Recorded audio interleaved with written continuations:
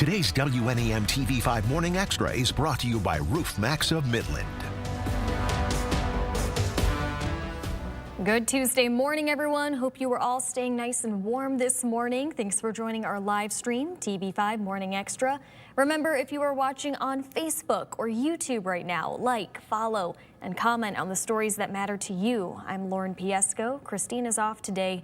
Joining us now is First Alert meteorologist Matthew Mondra with a check of your forecast. Yeah, Lauren, we have been tracking some light snow to start off the day. Some of the snow lingering from last night and even yesterday afternoon. Admittedly, some of the snow has been lingering longer than we expected, but it should be done by about 8 or 9 this morning because we will eventually have some dry air moving in from the north, and that cuts off the snow. It actually allows some of the clouds to break up towards the middle of the day, too. There we are, I-75 in Flint Township, right near Miller Road. You can definitely see traffic has picked up here. It's been traveling by at a pretty normal speed overall. You can see on I-75 it definitely looks wet there. The road salt is working because it is about 20 degrees out for the morning. If you're able to leave a few minutes early this morning, I would still maybe do that, but we still haven't seen any major holdups in our area right now. But I do want to first alert you to some slick areas because of the snow. You could even say a little bit greasy in some spots too, just because of that slush, sort of that thin layer of slush on some of those roads. First Alert Pinpoint Doppler showing the snow especially falling between the Bay region and Flint. Places like Davison, Otisville, Mayville, Vassar, Lapeer. We even have Deerfield Township and Brown City, all areas that are seeing some of the snowfall currently. So the bus stops this morning, students will want the snow boots. Afternoon bus stops, again, those should be drier, even a few peaks of sun. Low 20s though. We are going to see temperatures staying pretty steady as we go through today. But there's a look at that First Alert traffic map. If you're up north this morning, around West Branch, you will have some areas of slower travel. It's also the case right here in the Bay region and around some of our southern counties too. Again, we haven't seen any major holdups, but still definitely a morning to leave a little bit early if you're able to. Lauren, back to you. Matthew, thank you. Well, in case you missed it, voting takes place today for the special primary election for Michigan's 35th Senate District, a seat left open for a year now since Kristen McDonald-Rivet took her oath of office in Congress. Now, 6 Democrats and 4 Republicans are vying for the opportunity to face off in the general election in May. Control of the state Senate is at stake, where Democrats hold a 19-18 majority. And the race really matters because this district has had no senator advocating locally during key votes at the Capitol. So because of that and the coverage that the media has given to this election, we saw more people participate than we may normally see in a special election, which is important because we obviously need representation in Lansing. The district includes parts of Saginaw, Bay, and Midland counties. Polls are open this morning now, and they will close tonight at 8 p.m. You can find a full list of the candidates running on our website under the Election Results tab. That's where we'll keep you updated as they come in. If you are not sure where to go to vote, visit the hot link section on our website at WNEM.com to find your precinct. Still developing this morning, state police investigating a deadly crash involving 2 men from Perry. This happened Sunday night on Lansing near Britton Road in Shiawassee County's Perry Township. Investigators there say a 28-year-old who was either standing or walking in the road was hit by an SUV driven by a 36-year-old. Neither speed nor alcohol are believed to have played a role in that crash. Michigan Congressman Tom Barrett is proposing a major change to our federal justice system. He wants to amend the Constitution to limit judges to a 20-year term. Currently, federal justices serve for life, with the current average age sitting at 68 years old. Barrett says that's a lot of time spent in a powerful position. It would take amending the Constitution to make the change, which hasn't happened in more than 30 years. At least 2/3 of Congress would have to vote in favor of the amendment. The measure has been handed over to the House Committee on the Judiciary for further consideration. And here in Michigan, a package of bills moving through the state capitol to crack down on robocalls and phone scams. If passed, it would set strict rules for calls and text, banning caller ID blocking and misleading numbers. It would also give State Attorney General Dana Nessel the authority to investigate and bring civil actions for robocalls, including fines of up to $75,000. The bill package passed in the state Senate on Friday and now heads to the House for further consideration. In more local news now, a $350,000 grant is set to expand personal and professional opportunity for female athletes at Central Michigan University.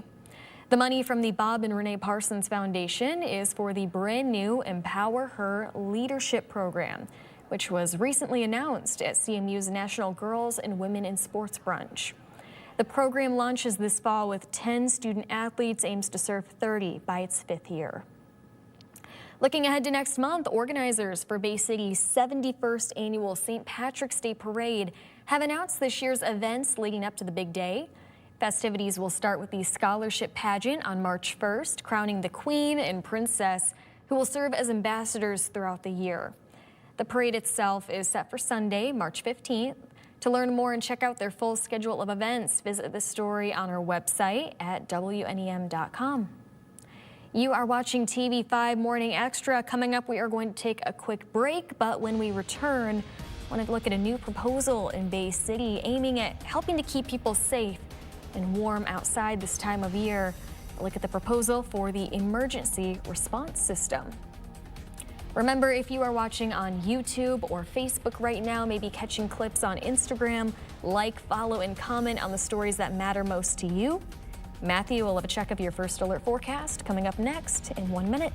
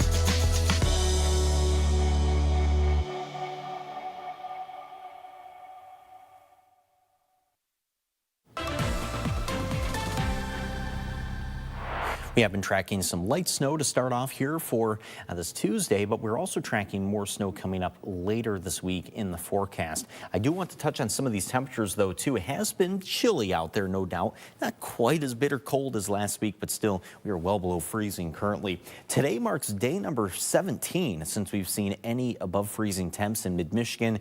That streak could actually briefly be broken this upcoming Friday. I'll show you that in 7 days. But here's our high temps today. 22 degrees, northwest wind at 5 to 10 miles per hour. Average high of 29 today.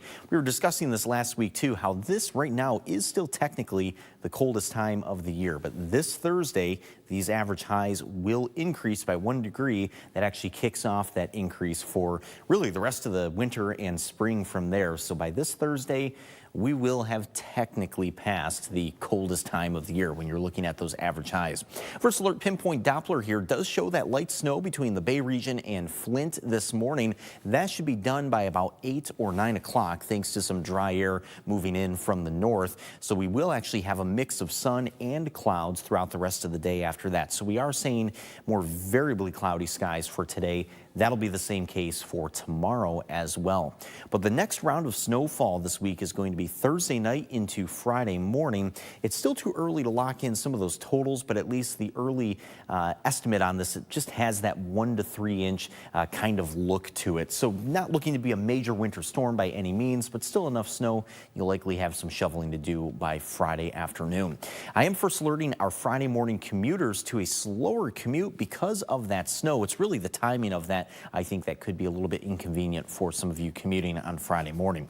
First alert hour by hour here does point towards a few snow showers Thursday afternoon. Only a couple of our models have been pointing to that, so I'm not exactly sold on that afternoon chance for Thursday, but definitely by Thursday night, that's midnight Thursday night, we have that snow picking up, and it's still with us for Friday morning. That's about 7 in the morning on Friday.